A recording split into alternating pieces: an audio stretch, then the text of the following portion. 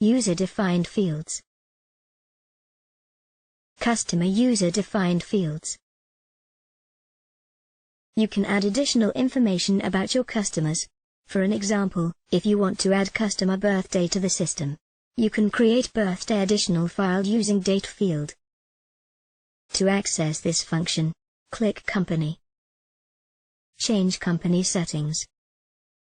User-defined fields. Customer. There are 4 types of fields. Text.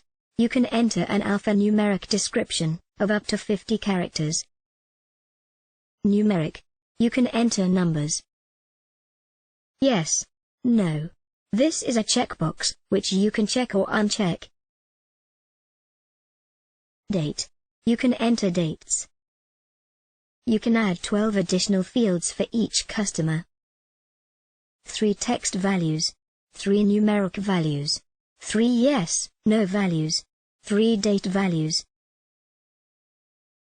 After enter details, click Save button.